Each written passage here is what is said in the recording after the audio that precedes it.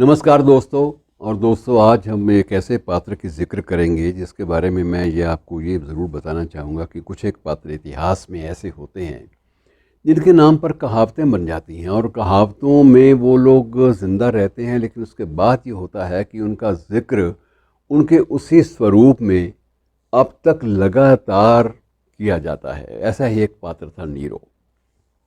अब नीरो के बारे में ये था कि वो एक आम बात कही जाती है कि नीरो चैन की बांसुरी बजा रहा था, जहाँ तबाही हो रही थी वहाँ नीरो चैन की बांसुरी बजा रहा था।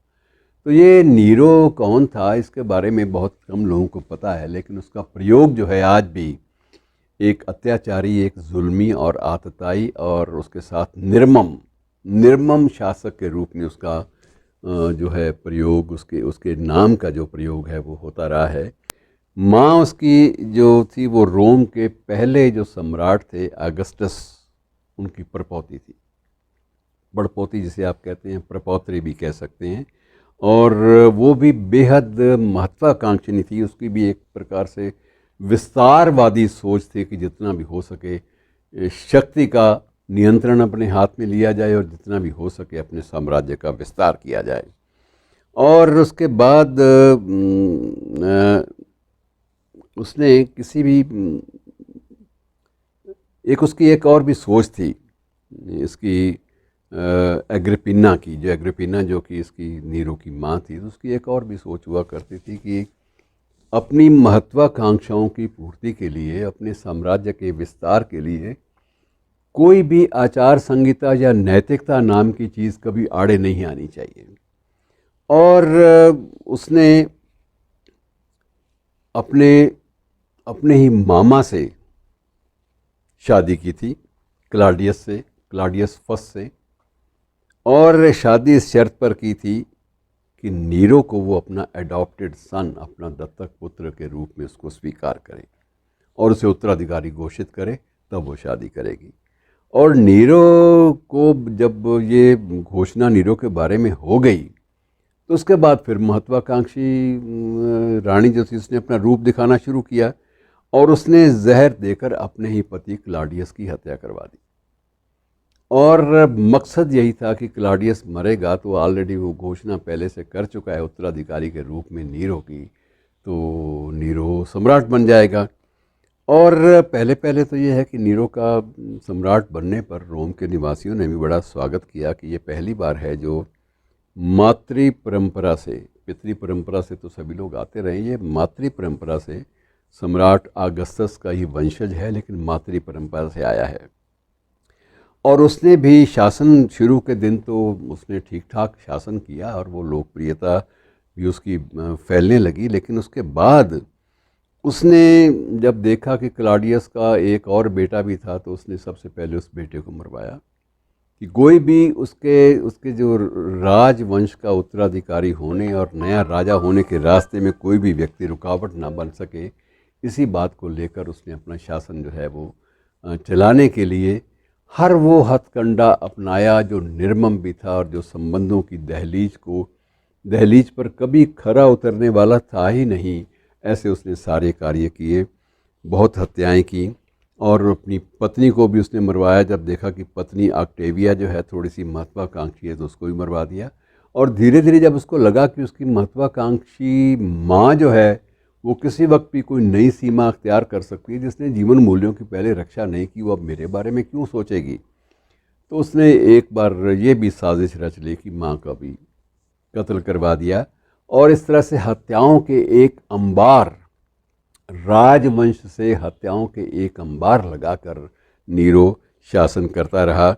और एक बार तो उसने अपने गुरु सेनेका नाम था उसके गुरु का, जब ये उसको पता चला कि सेनेका भी कभी कभी साजिशें रचने में माहिर है और ये कभी भी साजिश उसके खिलाफ भी रच सकता है, तो उसने उसको भी और उसके साथ साथ उसके जो साथी गुरुजन थे उन सबको मृत्युदंड की सज़ा सुना दी। कोई भी एक अपराध उन पर लगाया गया और अपराध लगाकर उनको भी मृत्युदंड दे दिया गया। और इस तरह से धीरे धीरे सन 64 के आसपास रोम पूरी तरह से कहते हैं जल रहा था, पूरी तरह से जल रहा था। और आग किसने लगाई थी ये किसी को मालूम नहीं था, लेकिन जब आग आधे से अधिक नगर जल उठा तब अ, नीरो को देखा गया कि नीरो एक स्थान पर, एक ऊंचे स्थान पर बैठकर आराम से अपने सारंगी बजा रहा था, और कुछ लोग तो कहते हैं कि वो बांसुरी बजा रहा था। बांसुरी एक कहावत के रूप में आ गई, लेकिन सारंगी का जिक्र भी इतिहास में आता कि वो सारंगी बजा रहा था मस्त होके। और उसने इस बात की कोई चिंता नहीं की कि उसका शहर जो है वो किस तरह से गर्क हो रहा है, जल रहा है। और हुआ यही मित्रों कि धीरे धीरे जब रोम का अधिकांश भाग जल गया तो वहाँ पर उसने एक नया प्रासाद, नया एक महल, जिसे स्वर्ण महल, गोल्ड महल का, गोल्ड पैलेस कहा जाता था, स्वर्ण महल बनवाया गया। और उसमें पूरी तरह से सोने का ही प्रयोग किया गया था। और मित्रों, ये सारी बातें दरअसल, इस बातों को बेशक 2000 साल के आसपास बीत चुके हैं। 2000 साल ना मानिए, कुछ कम मान लीजिए, लेकिन अगर 1900 साल भी इस घटनाक्रम को बीत चुके तो आप अंदाज़ा लगा सकते हैं कि उस वक्त क्या शासन की प्रक्रिया थी।